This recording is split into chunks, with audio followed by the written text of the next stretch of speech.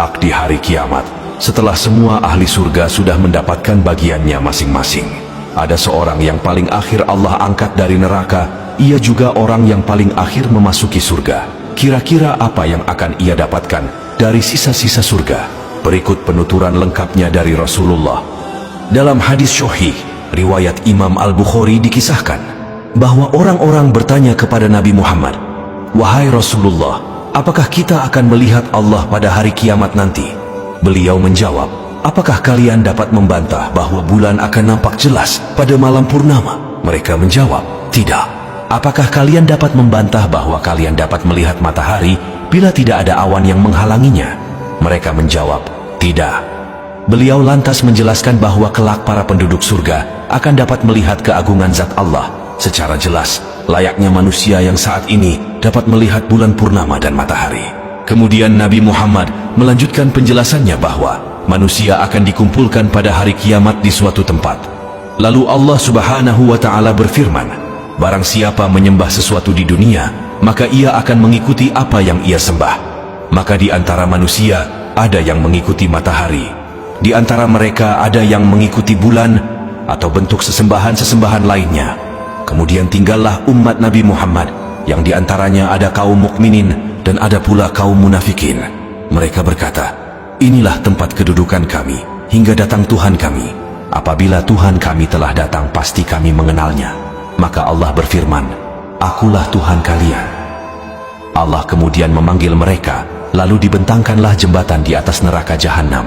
Rasulullah menyampaikan bahwa beliau adalah orang yang pertama berhasil melewatinya di antara para rasul bersama umatnya.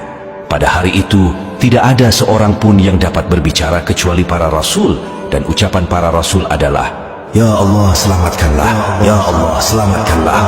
Sedangkan jembatan tersebut sangat mengerikan. Di dalam neraka Jahannam ada besi yang ujungnya bengkok seperti duri sardan. Sardan adalah tumbuhan yang berduri tajam. Hanya saja ukuran duri tersebut sangat-sangat besar. Tidak ada yang mengetahui ukuran besarnya duri tersebut kecuali Allah. Duri tersebut akan menusuk manusia ketika melewati jembatan yang membentang di atas Jahannam. Duri itu menusuk berdasarkan amal-amal mereka. Di antara mereka ada yang dikoyak-koyak hingga binasa disebabkan amalnya. Ada juga yang dipotong-potong dan kemudian selamat melewatinya. Dari situlah babak awal kehidupan abadi manusia dimulai. Bagi mereka yang selamat melewati jembatan, mereka akan memasuki kenikmatan abadi, yaitu surga. Begitu pula sebaliknya bagi mereka yang tidak mampu melewati jembatan tersebut, maka neraka tempat kembalinya. Hingga apabila Allah berkehendak memberikan rahmat dan sayangnya bagi siapa saja yang dikehendakinya dari penghuni neraka, maka Allah akan memerintahkan malaikat untuk mengeluarkan siapa saja yang pernah menyembah Allah sewaktu di dunia. Mereka dikenal berdasarkan tanda bekas sujud ketika sholat di dunia. Dan Allah telah mengharamkan kepada neraka untuk membakar anggota tubuh yang pernah dijadikan sujud kepada Allah sewaktu di dunia. Lalu keluarlah mereka dari neraka, maka mereka keluar dalam keadaan sudah hangus terbakar. Lalu mereka disiram dengan air kehidupan, kemudian jadilah mereka tumbuh seperti tumbuhnya benih di tepian aliran sungai. Setelah hampir semua manusia yang pernah sujud sewaktu di dunia, Allah angkat dari neraka dan dimasukkan ke surga. Maka tinggal hanya seorang yang berada antara surga dan neraka. Dia adalah orang terakhir yang memasuki surga setelah melewati siksa neraka. Dia sedang menghadapkan wajahnya ke neraka seraya berkata, "Ya Tuhanku, palingkanlah wajahku dari neraka. Sungguh anginnya neraka telah meracuni aku dan baranya telah memanggang aku." Lalu Allah bertanya, "Seandainya dikabulkan permohonannya, apakah ia tidak akan meminta yang lain lagi?"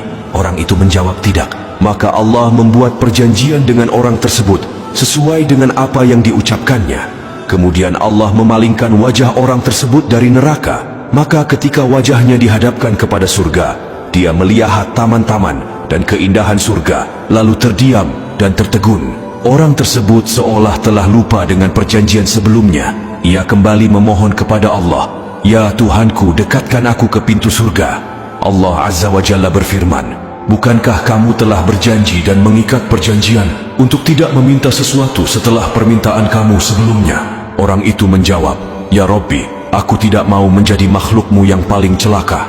Allah kembali bertanya, "Apakah jika telah diberikan permintaanmu sekarang ini, nantinya kamu tidak akan meminta yang lain lagi?"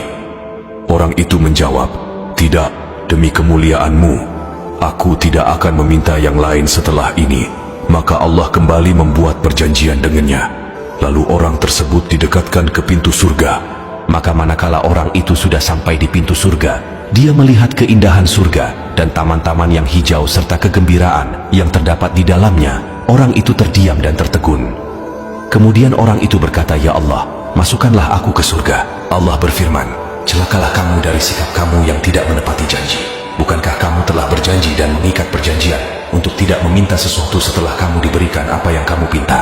Orang itu berkata, "Ya Allah, janganlah Engkau menjadikan aku ciptaan-Mu yang paling celaka."